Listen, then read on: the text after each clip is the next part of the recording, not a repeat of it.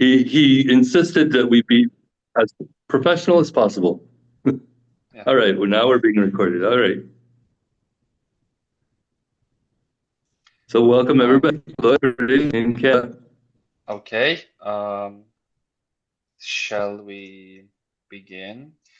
This morning we looked from inside the sectors, industrial policies, emissions, curricular economy, regulation, a grounded picture, largely from a Turkey's perspective. This afternoon, we shift scale, some crises, different geographies from Africa to Europe, from local governance model to global network, the question of where AI, education, and civil society fit into all of it. Our first speaker, Ms. Nehide Tuna, starting point for that shift.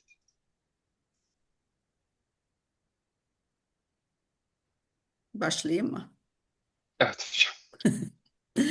Değerli katılımcılar, kıymetli uluslararası misafirlerimiz hoş geldiniz. COP31'e doğru ilerlerken bugün burada daha yeşil ve sürdürülebilir bir gelecek için bir aradayız.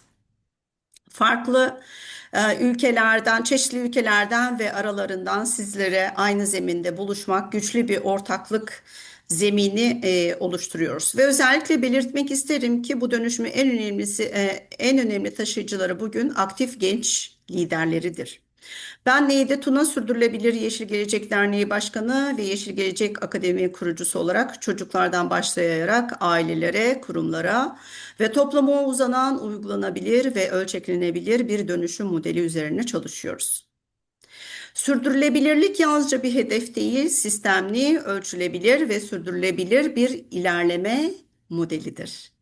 Bu zirve yalnızca bir fikir alışveriş alanı olarak değil, aynı zamanda COP31 sürecine katkı sunan ve yön belirleyen bir platform olarak görüyoruz. Bugün küresel düzeyde güçlü bir farkındalık var, ancak yerel düzeyde bu farkındalığın sistemlere dönüşümünde belirgin bir boşluk bulunuyor. Sahadan elde ettiğimiz veriler bize şunu gösteriyor. Konu teknik kapasiteden çok sistem kurgusu ile ilgili süreçler tanımlanıyor, ancak kurumsal yapılar içinde yeterince bütünleşemiyor. Veri üretiliyor, ancak ölçüm ve izleme sistemi henüz istenen seviyede değil. Hedefler belirleniyor, ancak uygulamaya geçişte güçlendirilmesi gereken alanlar var. Özetle farkındalık ile uygulama arasında yönetilmesi gereken bir boşluk bulunuyor. Ve bu boşluk tek bir kurum değil, çok paydaşlı bir işbirliğiyle ele alınması gereken ortak bir alan olarak görüyoruz. Bu nedenle şu soruyu birlikte düşünmemiz gerektiğine inanıyorum. Ve herkes bugün burada şunu soruyor. Siz kendi alanınızda bu boşluğu nasıl deneyimliyorsunuz? Ve yerelden küresele uzanan bir yapı kurmak istiyorsak hangi yapısal adımlar birlikte atmalıyız? Bu artık bir seçenek değil, birlikte yapılandırılması gereken bir sorumluluk. Katılımınız ve katkılarınız için teşekkür ediyorum. Okay, I will translate. Distinguished participants, esteemed international guests, welcome. As we move toward COP31, we are here today together for a greener and more sustainable future. Coming together on common ground with people from different countries and fields creates a strong foundation for partnership. And I want to emphasize this in particular, the most important carriers of this transformation are today's active young leaders. I am Nehide Tuna, as president of the Sustainable Green Future Association and founder of the Green Future Academy. We worked on practical and scalable transformation model that extends from children to families, institutions, and society at large. Sustainability is not merely a goal, it's a systematic, measurable, and sustainable model of progress. We see this summit not only as a space for exchange of ideas, but as a platform that contributes to and helps shapes the COP31 process. Today, there is a strong awareness at the global level. However, at the local level, there is a clear gap in translating that awareness into the system. Data from the field shows us the issue is less about technical capacity and more about how systems are structured. Processes are being defined, yet they are not sufficiently integrated within institutional structures. Data is being produced, yet measurement and monitoring systems have not yet reached the desired level. Targets are being set, yet there are areas that need strengthening in the transition to implementation. In short, there is a gap between awareness and action that needs to be managed. This gap is not responsibility of a single institution. It's a sharp shared space that must be addressed through multi-stakeholder collaboration. For this reason, I believe we need to think through this question together. How do you experience this gap in your own field? And if we want to build a structure that extends from the local to global, what structural steps must we take together? This is no longer a choice, it is a shared responsibility that must be built together. Thank you for your participations and your contributions. Okay, I guess we can continue with Mr. Lloyd. Oh, am I up, Roy? Oh, yeah.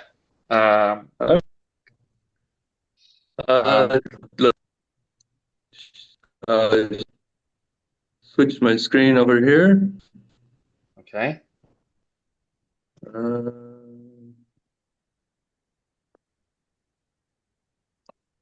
I need to go back and find the file. Okay. You can see me okay? I think we cannot see right now. Let me give you the permission. I just need to speak so that my... Hocam, Lloyd Bey'e bir şey verebilir miyiz? Verdim. Evet, evet. It's good? Yes. Yeah, sure. If you want to speak without the presentation. Okay. All right.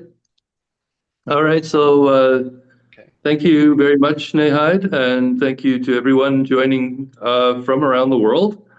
It is an honor to be part of this conversation, actually. I'm joining from Canada on lands that have been stewarded by Indigenous peoples for generations. And I want to begin by acknowledging the knowledge systems we're now rediscovering about balance, relationship, and responsibility have always existed. So today, I want to share something very simple: a technology, a policy, a pathway. And so right now, we are facing what appears to be a climate crisis.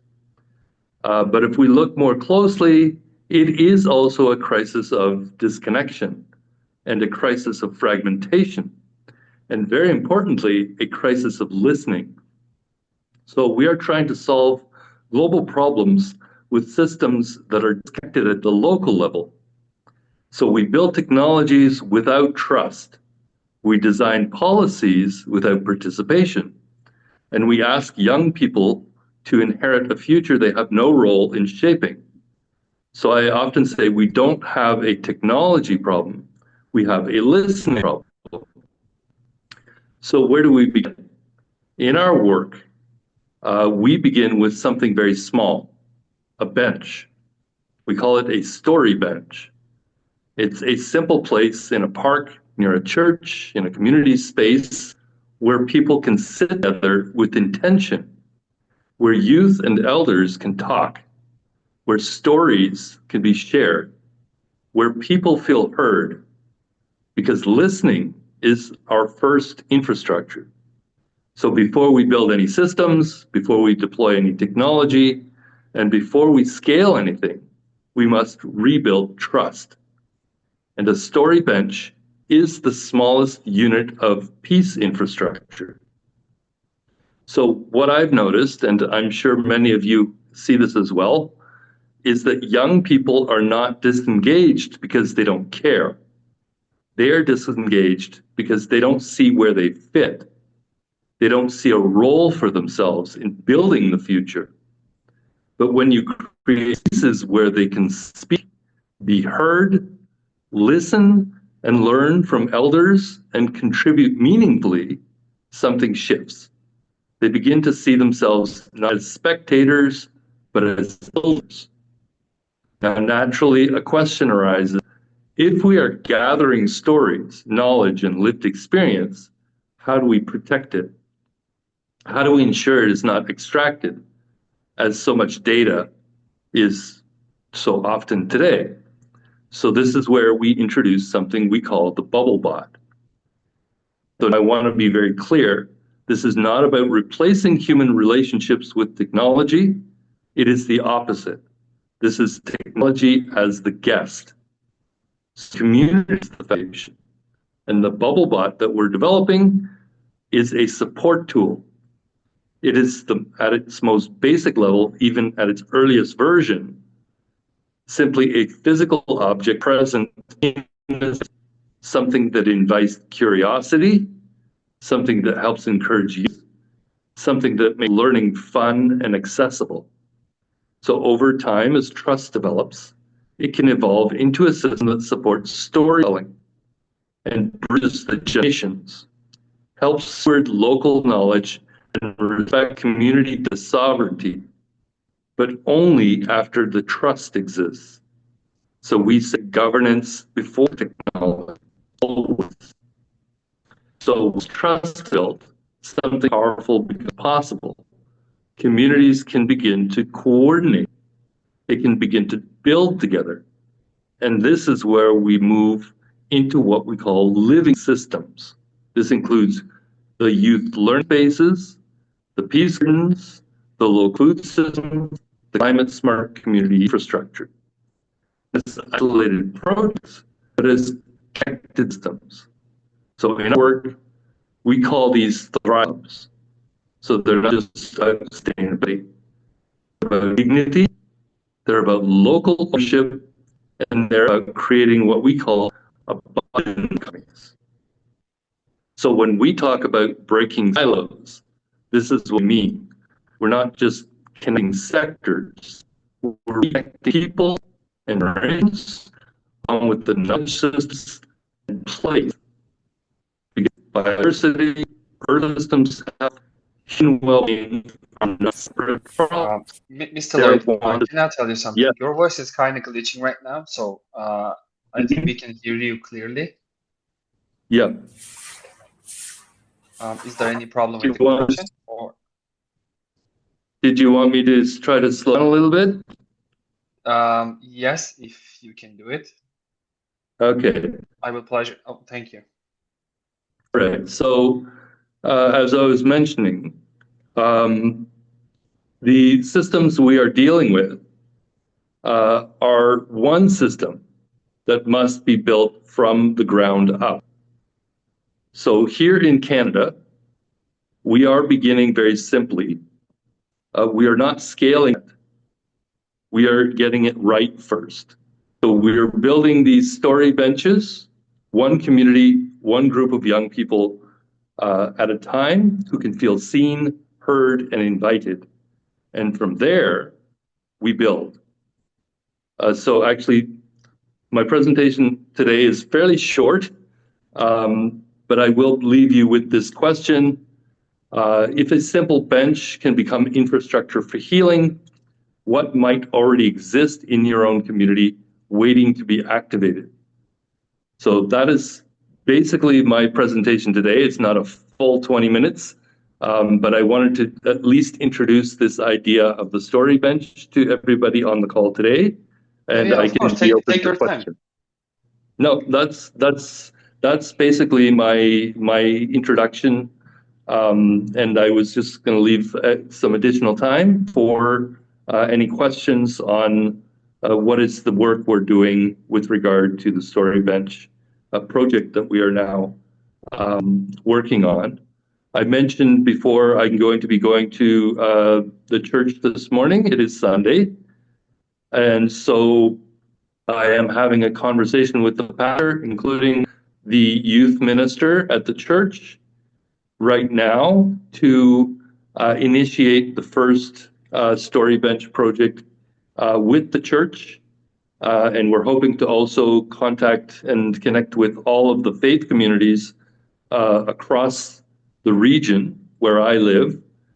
So I'm in the Don River watershed, and we organize ourselves by watersheds rather than by political jurisdiction. And so there's, in the city of Markham, where I am, two watersheds, the Don watershed and the Rouge watershed. So we have a Don Rouge Watershed Peace Council that we are putting together. And that is a multi-stakeholder partnership across 8 sectors of the local communities. So public, private, civil society, academic, interfaith, and Orange Economy Banking collaborative across all sectors of society who come together in these watershed peace councils to empower the young people to implement the solutions we need for local regenerative development, as we refer to it. So the solutions for adapting to climate change are our primary activation right now, and they will be throughout the process we are working with in demonstrating what we call post-2030 regenerative development solutions. And so that's essentially what we have been doing. And we are moving ahead, as I noted, here in the Don watershed, the Greater Toronto bioregion, Greater Toronto area of Southern Ontario in Canada, with our young people and with the faith communities, as well as what we call the Orange Economy. And we're working with our partners around the world, including in the United States, and in particular, gentlemen in Bermuda, as well as in Africa. We have a number of people in our network we are working with across the different countries, especially of sub-Saharan Africa, in, for instance, Kenya, Uganda, Tanzania, Nigeria, Malawi, and other countries of the continent.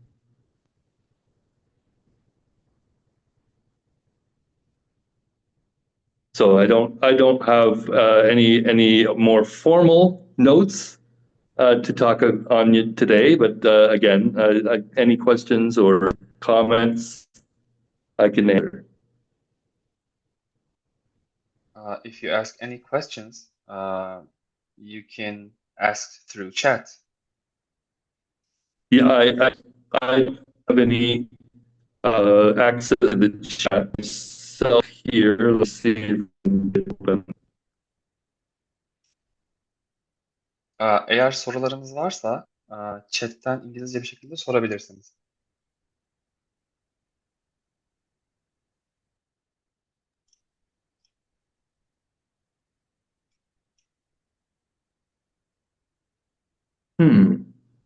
Okay, I think there is no question. Governance before technology, a sequencing that gets overlooked more often than it should, right? Mm-hmm. Right. Well, and we have this process we call glocalization, where we think globally, we act locally to solve the problems collectively. So working together with the local community partners, we can implement local solutions and demonstrate the better pathway forward by establishing systems as well that reward taking the action we need. Yeah, and you argue governance should come before technology deployment, but in practice, who decides when governance is sufficient to move forward? What does that threshold look like? Well, for us, it's at least 4 partners at the grassroots. It's So, not dictated by the existing government structures we have, because it is at the local community level in the people that are doing the work. Okay, so given what we've heard this about the gap between awareness and implementation, where does your governance first model actually enter the gap, and the national level, the institutional level, or somewhere else? Well, actually, our connections to the national level are through the various departments of the federal government. In this case, for the government of Canada, because the government of Canada's policies are now aligned with the protection of nature, we are now hoping to have a conversation following the discussions with the church and the establishment of the Story Bench project, working with Parks Canada and various departments of the government of Canada, not necessarily the political branch, but the implementation side of the existing policies of the government of Canada. So we align ourselves with what Canada would like to achieve the government, but working with local departments are already here doing the work. So we assist them in doing their job and undertaking the actions they need to take to achieve their own outcomes. Thank you, Mr. Lloyd. Our next speaker is the president of the Coalition of Volunteers for Civic Education and Environmental Protection. Please welcome Exael Moliere. Cantekin, sorry, Bhaskaran, Mr. Bhaskaran geldi. Sorry, Nehide, I cannot understand Turkish, so did you say something to me? Not yet. Can you turn off your microphone for a while? Your session will be start after Mr. Exael. Mr. Bhaskaran. Are you able to hear me? Oh yeah, we can hear you. Okay, fine. Okay, so I'll wait for my turn. Okay, thank you. Mr. Exael, can you hear me?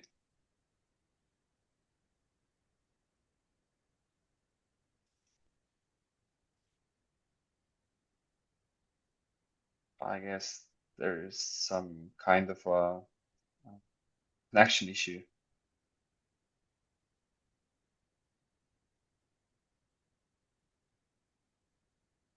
Mr. Exael, can you hear us?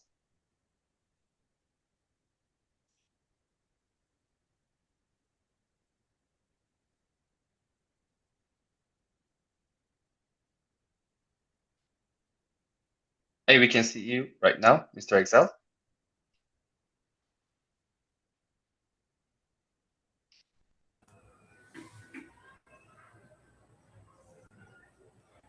Hello, Mr. Moliere. Yeah, hello everyone. Hello. Okay, so I'm very happy. I'm very happy to participate in this meeting. So I'm Moliere Exael, the president of COVECIPE.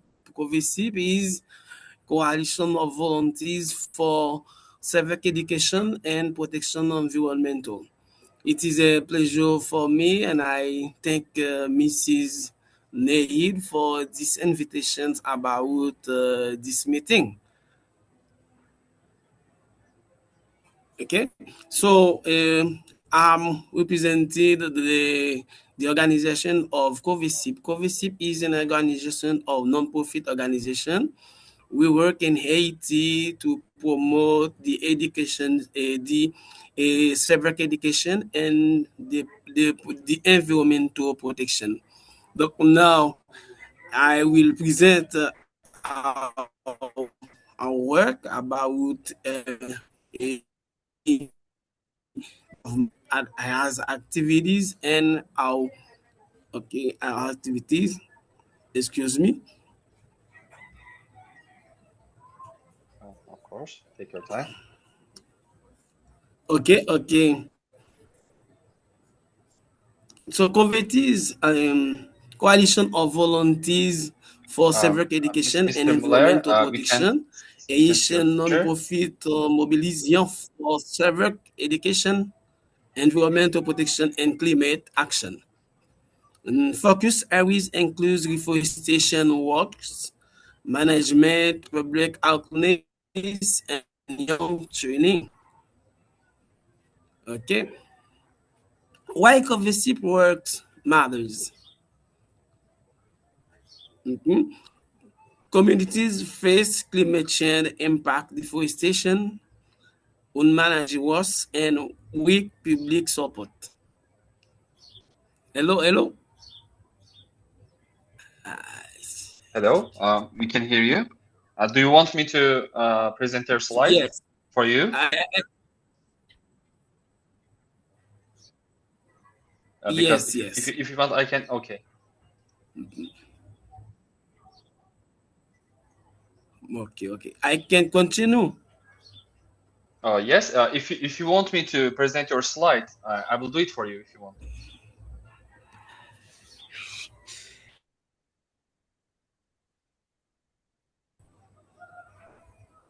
Did you hear me, Mr. Moliere?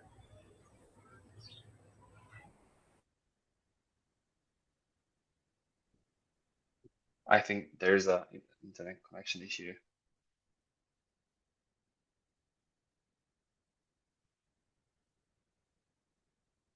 If you can continue if you want, Mr. Exael. Oh, he left. I think he will join again. Tekrardan bağlanacaktır diye düşünüyorum.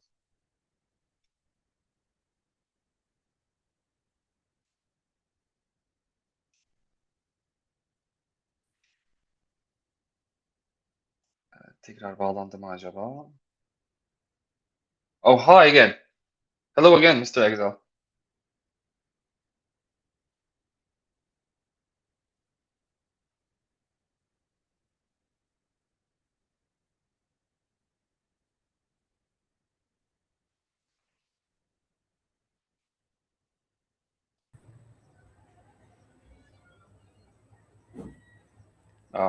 Mr. Exael, can you hear me? Sorry, there is something which is wrong about the internet, so excuse me. Okay. Do you want me to present your slide for you?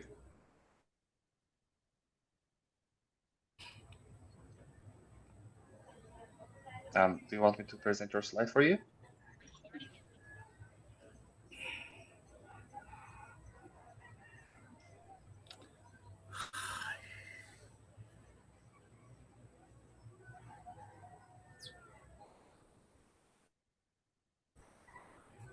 Okay. Can you see it right now?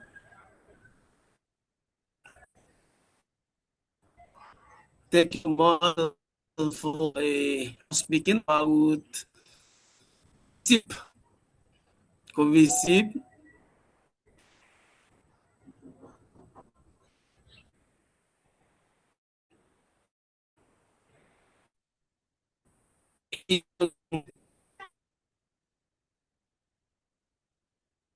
Education.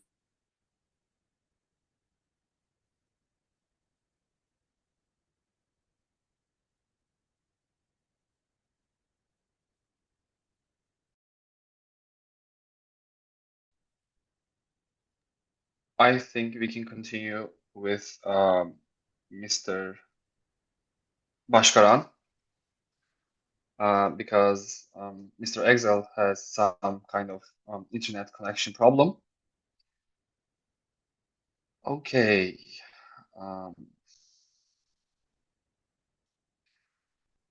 Managing Director of InviSystems solutions. His presentation focuses on education ecosystems as a lever for accelerating climate action toward net zero.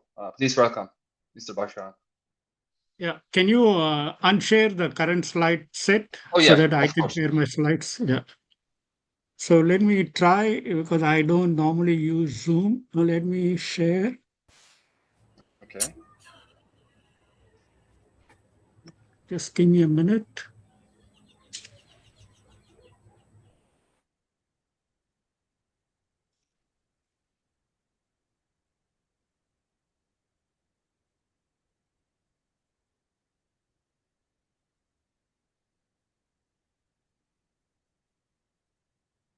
Are you able to read a slide? I'm checking it right now. Yes, we can see it right now. Okay. I should apologize. I don't use Zoom at all, so I don't know whether the audio part will play, but let me try to run this. Right. Okay. Okay. So my name is Bhaskaran.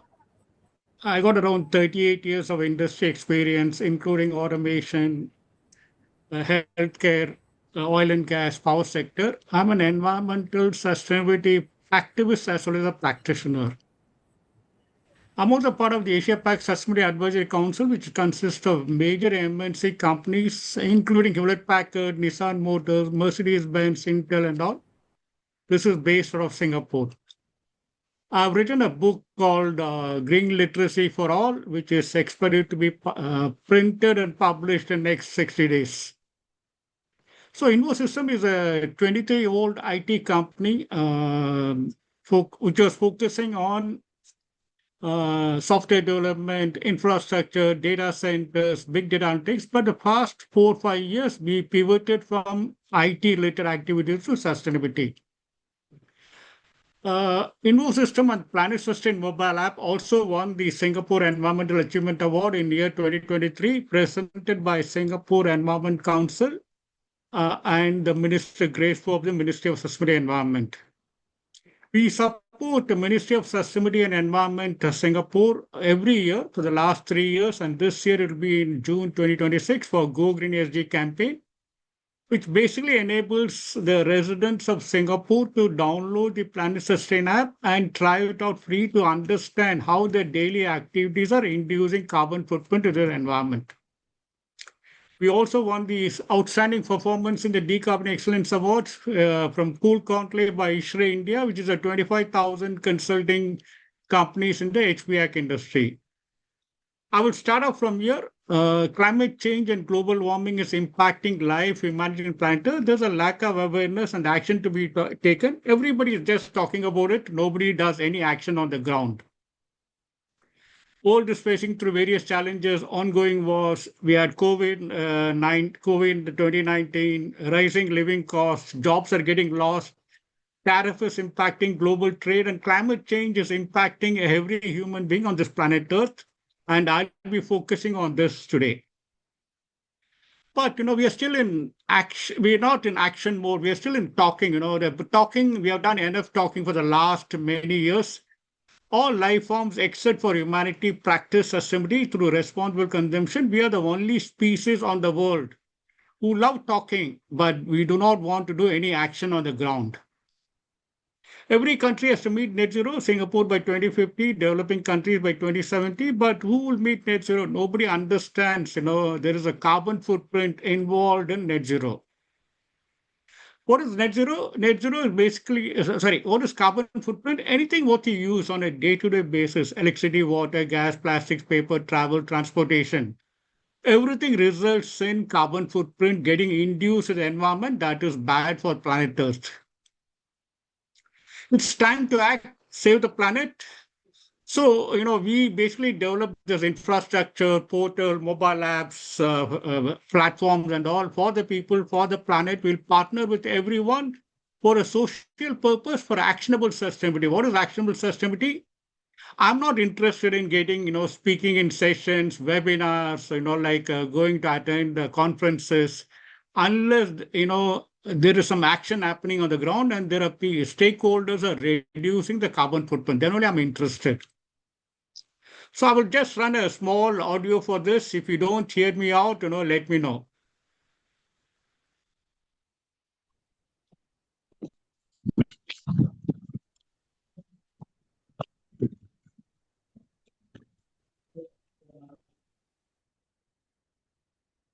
Thank you, Mr. Bhaskaran. Yeah, sorry, were you able to hear the audio? I don't think so, but we can try. Okay, fine. Okay, so I think, as I said, I'm new. I don't use Zoom. So we provide a lot of services to in sustainability sector, like raising climate action awareness, action on the ground, tracking and reducing carbon footprint, and engaging students, educational institutions, businesses to engage stakeholders to reduce the carbon footprint. So we've been talking to businesses, individuals, everyone, but nobody was really interested in taking any action. So we basically launched programs for educational institutions, five programs. The first one is Student International Climate Action Internship. The second is Planet Sustain Carbon Footprint Program. The third is Green Skills Development Training Program, focused on students, graduates, and youth. The fourth is Sustainability Education Eco Mentor Training Program. The fifth is Student Climate Action Field Work Internship Program. As I mentioned, the Student International Climate Action Internship Program is basically engaging every student who are interested through the schools and colleges. They can come and do a virtual internship for 4 months. During the 3 months, they will have to reduce their household electricity by 5%. The second program is Planet Sustain Carbon Footprint Program, where we'll be basically to integrate the carbon footprint into the curriculum. We have successfully done it for 2 universities in India. The third is Green Skills Development Training Program, where we can actually engage students, graduates, and youth so that, we can give them the foundational skills required for them to get entry-level jobs or industrial internship. We will also be rewarding the educators, teachers, and faculty members to upskill their knowledge on sustainability, which will be called as Education Eco Mentor Training Program. The final one is basically, there have been requests coming from a lot of colleges, they want to do field work internship program. So we launched Planet Sustain Student Climate Action Field Work Internship Program. This will be for 30 to 120 hours. We also been aligned with the Eco Stewardship Program of Singapore, which addresses curriculum, campus, community, and culture. But this is not approved by Ministry of Education. This is aligned as per the syllabus. We want to do student engagement. We want to empower students with skills. The first one is I want to offer this to all the schools in Turkey or all the colleges. This is free to engage 30 students and 1 educator for a duration of 3 + 1 months. During this is open to schools and higher education. They will go to live climate action webinars. They will be part of the virtual climate internship. They will have to do experiential learning of 5% electricity reduction during this particular internship. And they will take a simple assessment sustainability quiz via the app. So in the process, they'll get 2 certificates. It will also teach them, to mend their behavioral changes, to do some responsible consumption. In the process, they will do cost saving, and they will also contribute to the nation's and the world's net zero. What is 5% electricity reduction challenge? Once the program starts, the student has to basically enter the past 3 months of electricity data in kilowatt hour into the app. And during the next 3 months, they got to adopt responsible consumption and reduce their household electricity by 5% from the baseline, and then keep a copy of the bills. And I myself have done it, in the year 2024. From October 2024, I was consuming 1,010 kilowatt hour. By March, I was able to reduce by 16%, and I was consuming 657 by adopting responsible consumption, switching off the appliances when it's not required, switching off the air conditioner when it's not required. And I've reduced my cost from $288 to $187, right? So they'll get a certificate, which is Climate Action Internship Certificate. It'll list out the ranking. If 1,000 students participate, they'll also give you how much of carbon footprint they've reduced during this 3 months' time. we have done this because the audio is not playing. We have done this for a 500 student Delhi school. They were able to go through the program and able to reduce the kilowatt hour and also the carbon footprint during that 4 months exercise. So when we start the program, we will run a 2 hours live session, covering the topics like understanding root cause of climate change, because nobody talks about root cause of climate change from the Industrial Revolution, environment impact, sustainability, net zero. What is this program is all about? And then what is this 5% electricity reduction challenge, how to go about, how to enter data, what are the features of the app, how to use it. We will run through 2 hours of session. After that, they will have to reduce their household electricity by 5% and take an assessment quiz. For every 30 students enrolled into this program, we will reward one educator, a teacher or faculty member to enroll into Sustainability Education Eco Mentor program, which is for, 6 months. It's totally free of charge. During this time, the faculty members or teachers will go through advanced level of, training, which will also include impact measurement, dashboards, reporting standards like ESG and all. For higher education, I'm just taking a reference of India. In 2024, 12 to 15% of the 10 million students graduated did not find job for the first 6 months.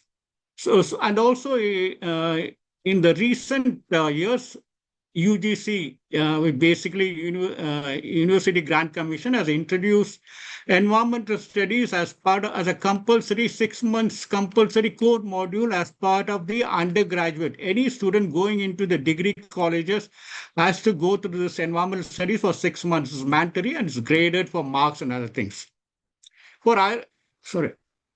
So it has got all the theoretical one, they talk about all the ecology, water conservation, waste management, pollution and all, but there's no experiential learning.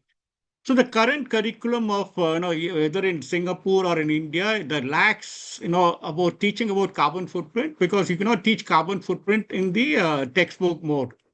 So the experiential learning is required, and also there's a limited number of qualified teachers and faculty members who can teach about carbon footprint. So in this view, we have launched the Planet Sustain Carbon Footprint Program. It's a 6-month program for the undergraduate students in the first or second semester. It's a blended learning, and it's only applicable to the higher education students. And carbon footprint is a major component. We will be teaching them. We will be conducting sessions. The student has to go to the session, sitting in the classroom, monitored by the faculty members, and they'll also go through assessment. These assessment details will pass to the universities for grading and marks, right? So because the audio is not playing, I'm just showing a glimpse of that. It will help them to prepare the foundation skills required for internship and then the jobs, right? The other one, there's been a lot of requests coming to us, the students in the the degree colleges need to do field work internship program. We launched a program, which will cover from 30 hours to 120 hours. Again, the students will have to go to the community and then do some field work activity. Sorry, just give me a second. Yeah. My mouse is moving very fast. Sorry. Just give me one more second. Yeah. So we also launched, Planet Sustain Green Skills Training and Virtual Internship Program focused on students, graduates, and youths. And this is what the 30 and 120 hours, some colleges want for 120 hours, some want only for 30 hours. We have structured the program in such a way that the students will go through, initial live sessions of webinars. They will do community field work. They will reach out to schools to engage the students, to teach them about climate action and how to reduce the carbon footprint. And then they will go through assessment, test quiz, and then they're allowed to do a report and more documentation. And based on that, they'll be graded for 2 to 4 credits by the universities.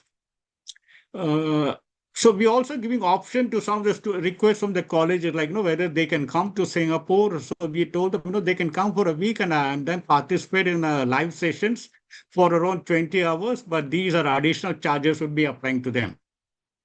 So we can engage school students for, climate action internship. We can engage the college students for the internship program, as well as we can engage them to go through green skills training program, which will help them to find jobs in the industry or, industrial internship. That's what that is. So during that green skill development training program, they'll go through advanced level of 9 hours of live sessions, which will cover from root cause of climate change up to the impact measurement dashboard, ESG reports, which will help them to go and join any company to collect data for that industry, track, measure, and make it in a format that is acceptable to be incorporated in the ESG reports. So this will benefit, what is the benefit for the student? Like they can build an alternate career path and remove the uncertainty which exists now, primarily in India, because most of the students do not find a job after graduation. We do a lot of teachers and faculty development training program. We have done many sessions for colleges. We also work with educational institutions to, as part of Green Campus Initiative, we do a lot of work with them. We can engage stakeholders, like students, faculty members, staff, as well as the campus operation induced carbon footprint. We can generate a report which could be submitted by the school or college for grading. There are a lot of submissions are required for green initiatives, right? We conduct sustainability quiz every once in 2 months. It's totally free of charge for students from schools.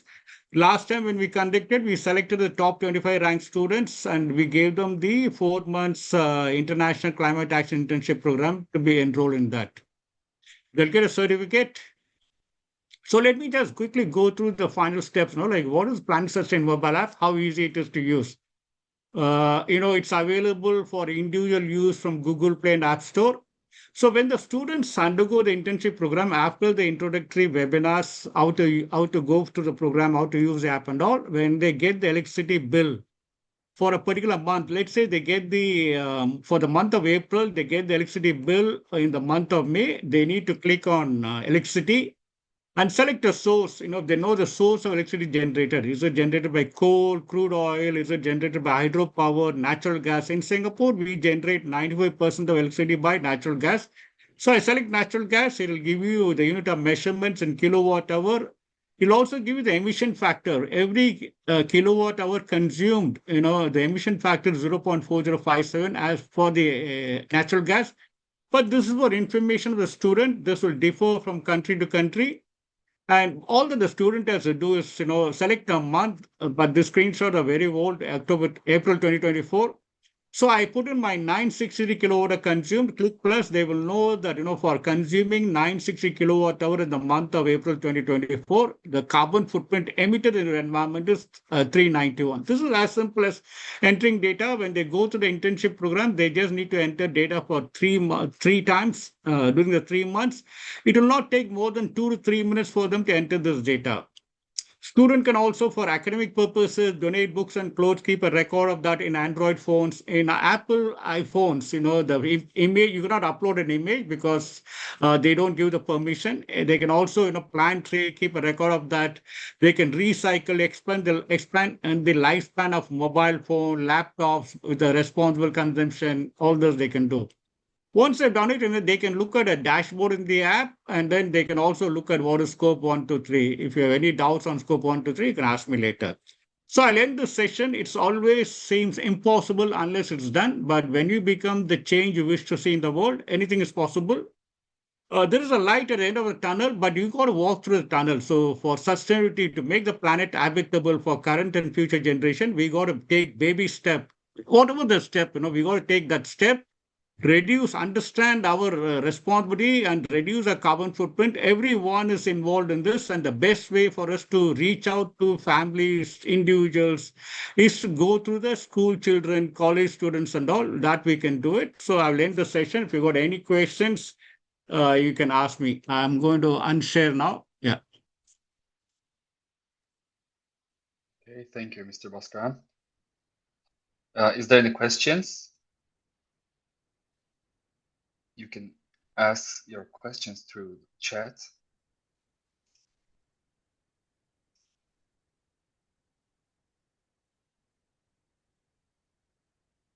I guess there's no questions. Yeah, if you do not have any Thank you question, again. because most of you would be speaking Turkish or, have difficulty in communicating in English, please contact Nehide Tuna and then, I'll be able to reply to her. Thank you for the opportunity and thank you, Nehide. Hope, some of you understood what I said. I just ran through very fast so that, we can meet the deadline timing. Yeah, thank you. Yeah. Okay.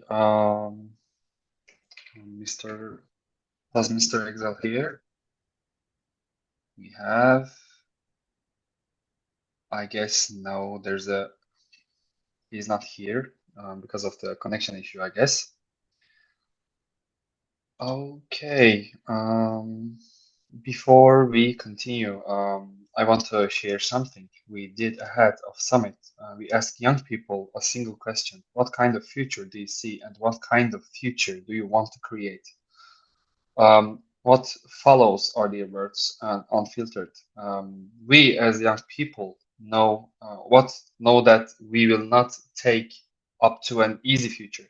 We see the picture ahead of us clearly. The climate crisis, depleting resources, deepening inequalities. Technology is advancing rapidly, but humanity cannot keep pace with that speed. Sometimes it looks dark, yes.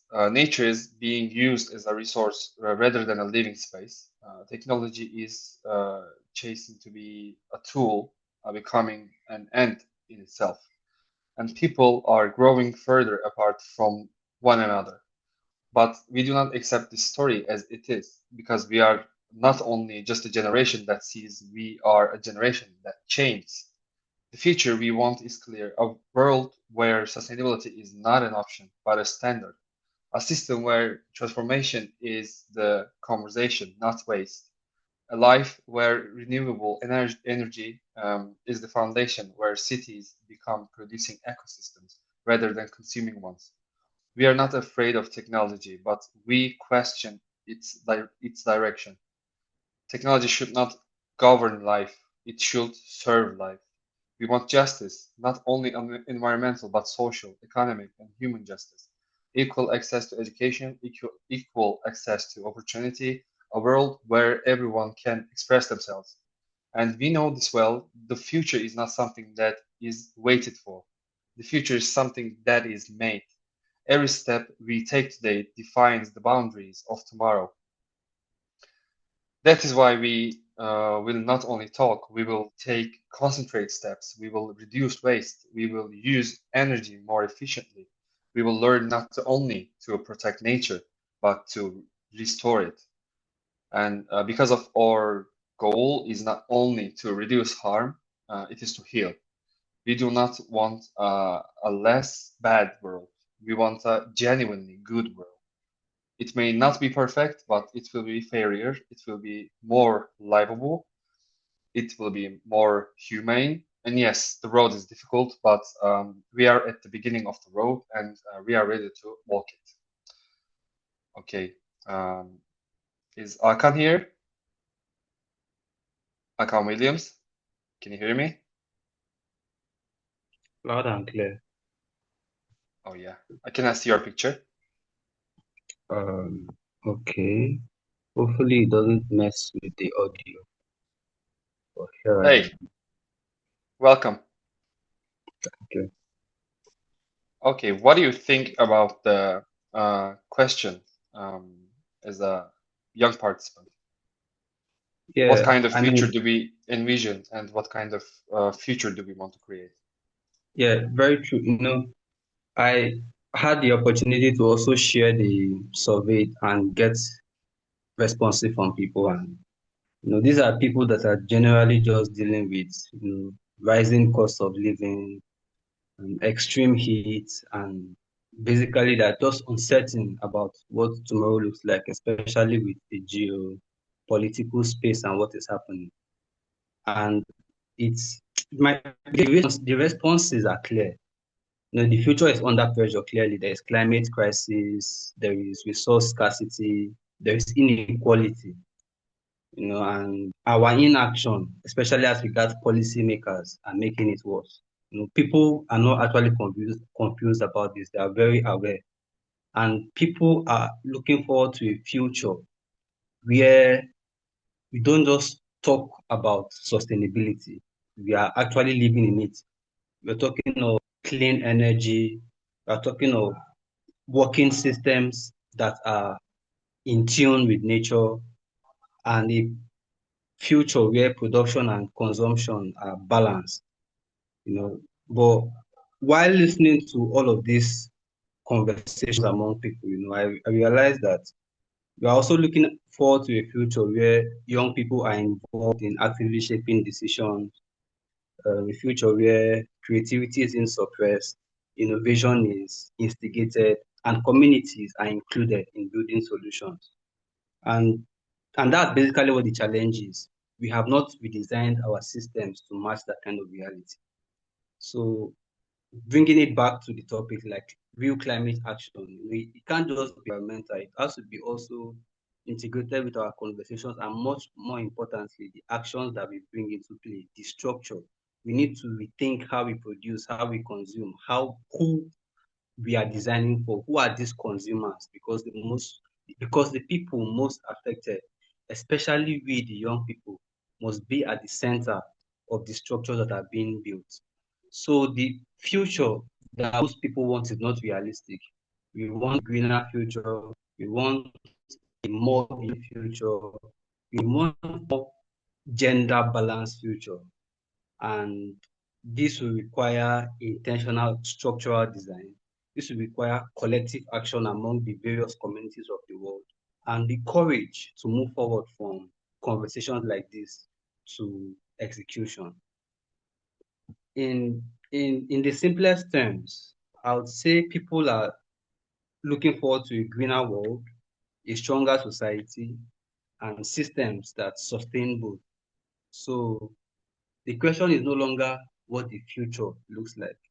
The question now is, are we willing to build differently? That's it for me. Thank you. Thank you, Akan. I really like that sentence, by the way. We are not only talking sustainability, we actually live in it. I think that sentence is a good point of understanding. Thank you again, Akan. Thank you.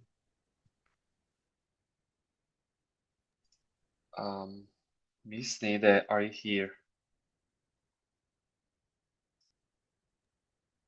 I want to give the word to Miss Nehide Tuna. Okay.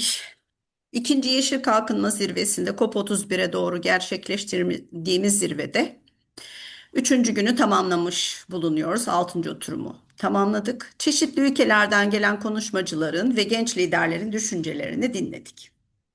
Farklı coğrafyalardan geldiler ama ortak bir gerçeği ortaya koydular. Az önce yalnızca fikirler dinlemedik. Bir gerçeğin farklı seslerini gördük. Yüzlerinde gördük. Gençler bize şunu açıkça söyledi. Gelecek belirsiz değil, gidişat belirsiz bırakıyor. Ve biz belirsizlik ve eksiklikten değil, karar verilmemiş olmasından kaynaklanıyor. Bugün burada duyduğumuz her cümle bir uyarı olduğu kadar bir davettir de.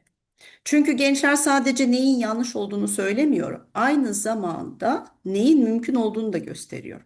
Daha adil bir sistemin, daha yaşanabilir bir şehirlerin, doğayla uyumlu bir yaşamın mümkün olduğunu, ama bunun kendiliğinden olmayacağını da belirliyorlar. Bu zirve sadece konuşulan bir alan değil, karar verilen bir platform olarak görüyoruz. Çünkü artık mesele farkındalık değil, farkındalığın fazlasıyla var. Mesele bu farkındalığın sisteme, politikaya ve uygulamaya dönüşmesi. Gençler bugün bize bunu gösterdi. Şimdi o yönü bir yapıya dönüştürme sorumluluğu bizde. Eğer bu sesi sadece dinlersek bir sonraki nesle aynı cümleleri bırakırız. Ama eğer bu sesi ciddiye alır, kararlarımızı merkezine koyarsak o zaman bir zirve bir başlangıç olur. Şunu açıkça söylemek gerekiyor. Gelecek konuşularak kurulmaz, gelecek karar alarak kurulur. Ve her karar bir yön belirler. Ya mevcut gidişatı sürdürürüz ya da onu dönüştürürüz. Biz bugün burada dönüştürmeyi seçiyoruz.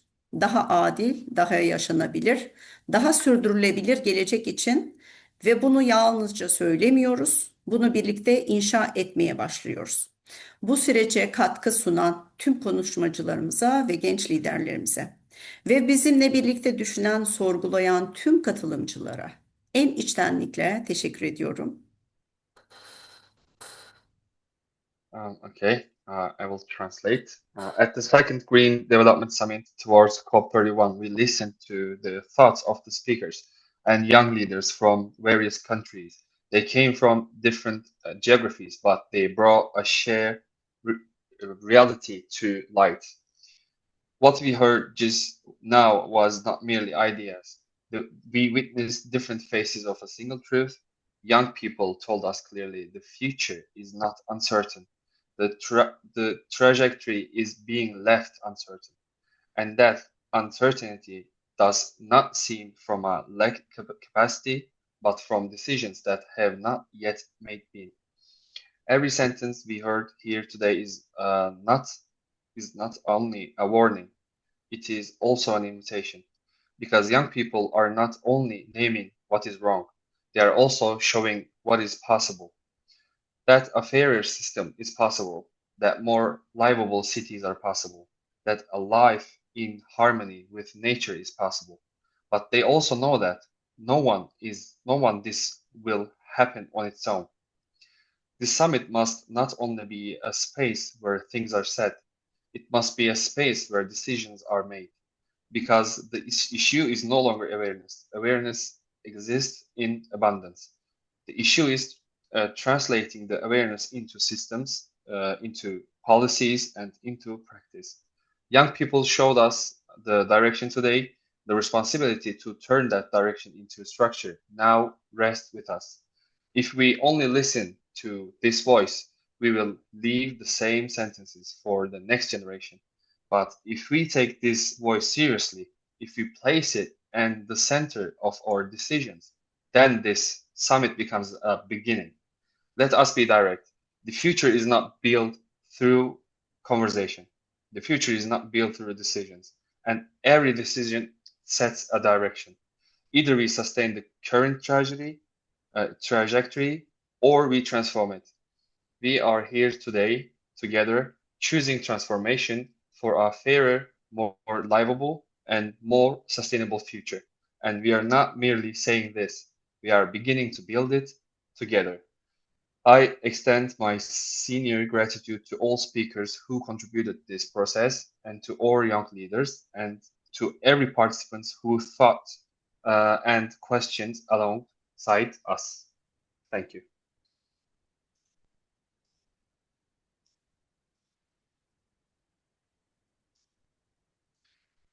Hocam, eklemek istediğiniz bir şey var mı? Yok. Bhaskaran sanırım bir şey soracaktı. Yes, Mr. Bhaskaran. Yeah, so I just want to take 2 minutes. You mentioned everybody is aware of it, but nobody wants to take any action. There is no behavioral change coming into one's day-to-day activities. So we'll not meet net zero.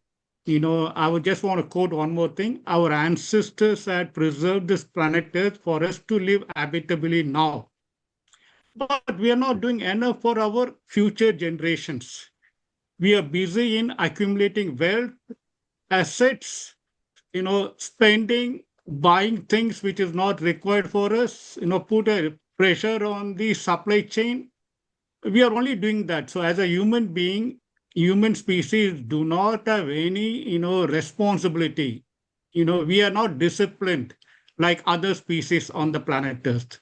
So that is what is required, right? See, I may be aware of climate change, but what actions I'm taking from today on a day-to-day basis, what will reduce my consumption, adopt, behavioral changes to reduce the carbon footprint. No nation will become net zero because nations want to increase their GDP every year. Otherwise, the government will not survive. no business will want to become net zero because they want to produce more and more and sell it to us, whether you want it or not.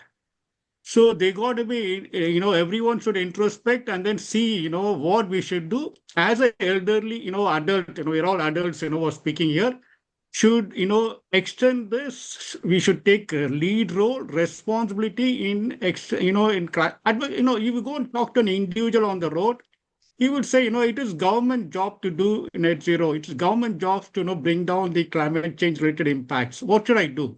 He doesn't know. So we should, this particular summit, should change that perspective. Not we talk about it, we should do on the ground. So I invite, like Nehide and other, speakers here. We can work with schools, colleges in empowering students because they can bring discipline in their household. They can teach their parents, they can teach the community about climate change action, right? So you can write to us, you can contact Nehide on this. We will be happy to work to extend the advocacy, climate action, and support this program 100%. Thank you.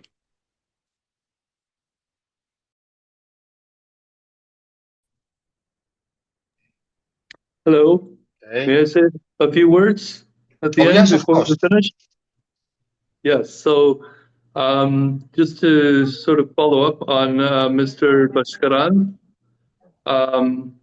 what we are trying to do within UnityNet and UnityNet International is to work with our allies, especially among the Black, Indigenous, people of color, and all of the folks that are working with us throughout our network, to develop systems where doing the right thing, making the changes, creating the sustainable and the regenerative systems is the profitable choice. And in that way, we can align the incentive programs, which is the money systems, with the results we want to achieve. So if we want to achieve net zero, make net zero the profitable choice. If we want a thriving biosphere, make the thriving biosphere the goal and make the choice make the actions and the choice easy because it is the profitable one. And so that is part and parcel of the direction we're also taking. Thank you for your thoughts, Mr. Lloyd. I want to add something.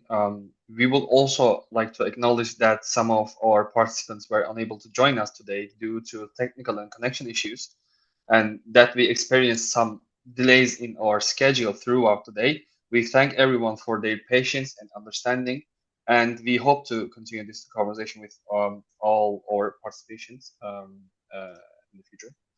And I want to give Ms. Renuka Thakore a word. Thank you so much. And thank you for being patient with me. Thank you, Nehide, and everyone was shouting at my WhatsApp, but I'm today busy with my daughter, so I'm very sorry about it. And I really miss this. And thank you very much for Bhaskaran, Lloyd. I know them very well personally, so I know what they have spoken. I would just like to give a little bit more in 2 seconds only.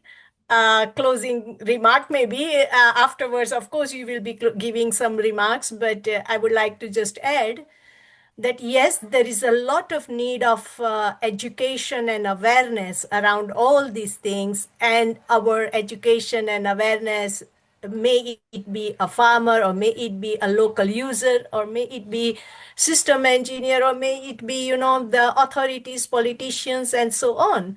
This all needs to still more education and awareness how to make our system work for better, work for not net zero, and so on. And that is why, it should be like our education and awareness should be, like accessible, it should be practical, and it should be possible to embed into everyday decision making. And that is what I think we need to know. For example, for farmers, they need to know what is the climate smart practices and how to embed them. Or for entrepreneurs, what is circular economy and how we can make use of it, how we can embed into day-to-day decision making. And policymakers must know what is systems thinking, what affects one, or what are the consequences on the other. So this is all I think we need to do. We have to enable informed and confident action at every level of the society. So I will stop here. Thank you very much for listening to me. Thank you. Thank you.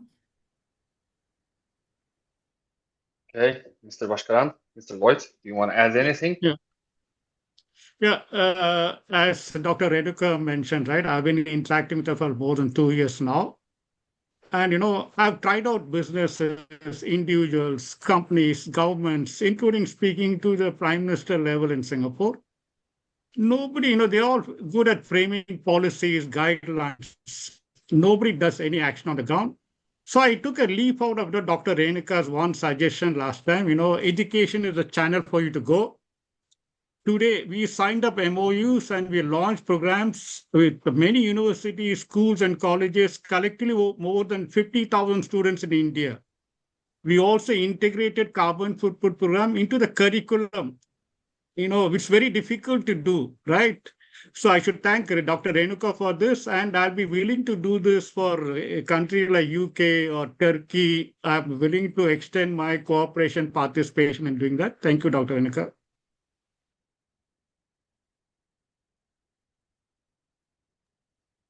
Thank you so much. I know we are wishing to do that, and hopefully we will do it.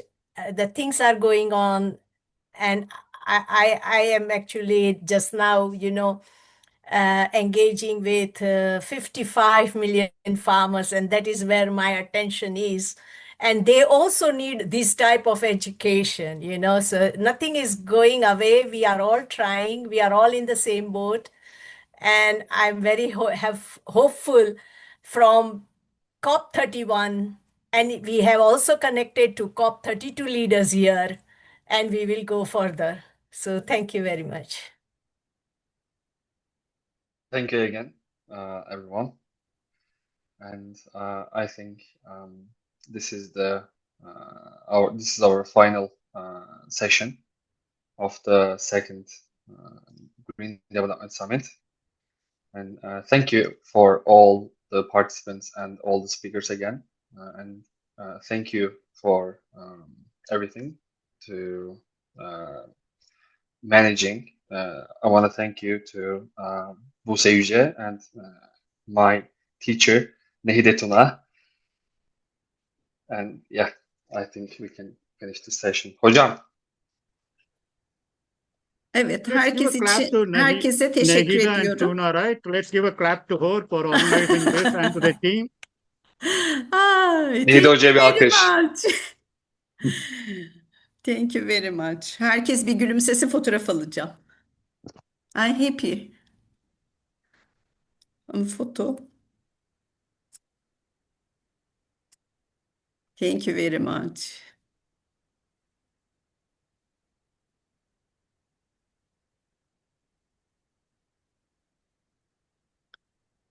Evet, burada 6. oturumu da tamamlamış oluyoruz. Tüm konuşmacılara ve katılımcılara teşekkür ediyorum. Özellikle yabancı çeşitli ülkelerden gelen misafirlerimize ve katılımcılara ve konuşmacılara herkese teşekkür ediyorum. Zaman ayırdınız. Umarım bu sadece COP31'e giderken ilklerden diyebilirim, yine Kadınlar Günü'nde başladık. Ve sonra süreçte de Mayıs ayında da tekrar Küresel Gençlik Kongresi ile 16-17 Mayıs'ta görüşmek üzere. Hepinizi tekrardan davet ediyorum. Cantekin tercüme et. Let me translate. Okay. At the second Green Development Summit towards COP31, I would like to thank you to all the participants and all the speakers. And I hope this is just the beginning through COP31. And I would like to see for more cooperations.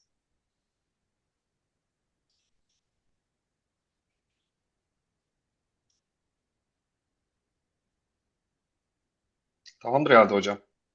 Evet. Okay. Thank you very much. See you. Thank you. Thank you.